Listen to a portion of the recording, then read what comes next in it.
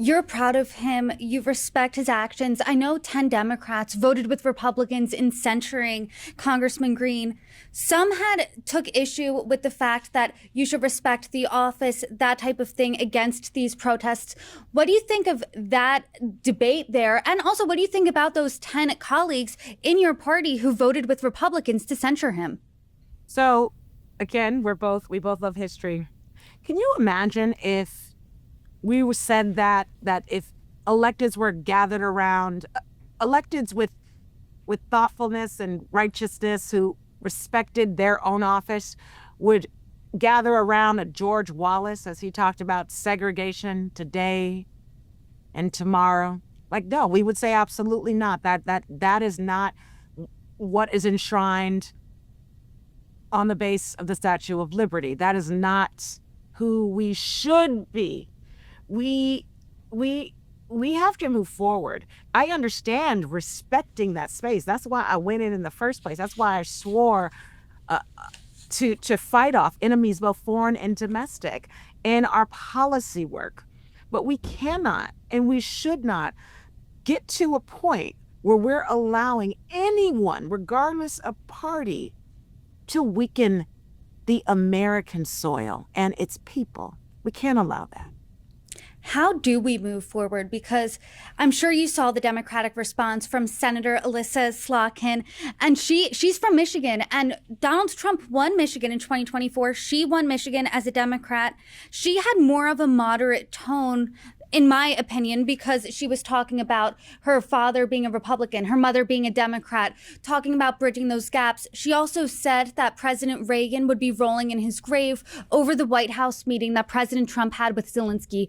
What do you think of her response, and how do Democrats move forward? What are the next moves?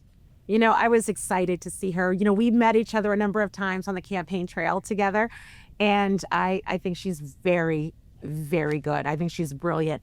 And I appreciated her response. I, too, come from a multi-faith and a multi-political family, both Republicans and Democrats. Americans have American values. And again, we didn't see, and she illuminated, we didn't see a uniting force at the head of that dais in front of that flag.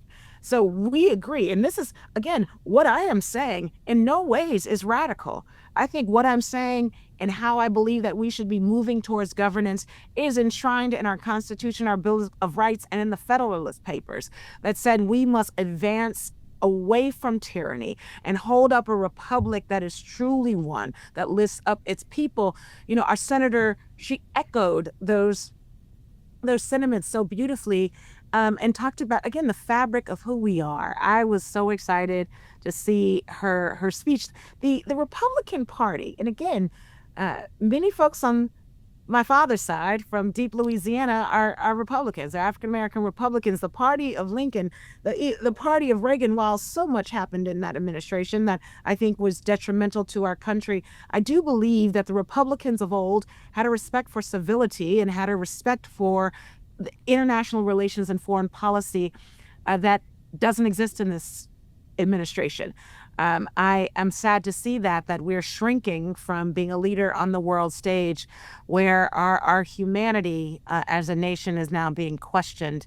And so instead of working with our allies to defend their homelands, our administration has chosen to work with the aggressor, who is anti-democratic. So she was right on. She knew what to say. And again, the beautiful pieces of our party is we have collective values, and we also understand that we don't parrot anti-democratic messaging. We don't have to parrot messaging. Even if we don't believe it in our hearts, we could speak our truths. Members of the Republican Party have joined in together to say that it is okay to strip resources from the poor and from the sick and folks who are seeking asylum. We're going to hold true with our values, and that's what she did. And I asked you this last month. I am curious, where do you think Democrats go next? Because you saw Republican Party at that joint address, like I said, that was unified. You saw different protests from different Democrats on the more somber side, and some Democrats didn't even like those protests. So what are those conversations like? And then what are the next moves for your party? Democrats are not sheep, all right? They're not sheep. We are going to be a group that has opinions, and at the same time of voicing those opinions, we are collectively moving forward. We are working with our partners on the ground. We're working with organizations like Democracy Forward and others, and they are suing the hell out of the administration every day. We are winning many fights. There are some fights that we will lose and we'll pick back up and we'll sue again. This is a concerted effort. It is a movement, again, to halt the destructive EOs, the destructive budget that is coming to us in just a couple of weeks that's going to make us poorer and sicker. We're united in that fight. Now, again, as a new member of Congress, I'm elated to see that members of our party are going to have different strategies with how we are individually elected by my district elected me to come and produce those values. We should be in conversations about how to lift up all of America, right? And that's what we're doing. I don't believe in any shape or form that the Democrats are split on our values. We're going to move through litigation, again, through holding our votes, not saying yes to a Trump agenda. And I'm excited to be, again, a part of that line. Congresswoman, I really appreciate your time today. I appreciate your perspective. Thank you so much for joining me. You are welcome back anytime. I can't wait to see you again. Thanks so much.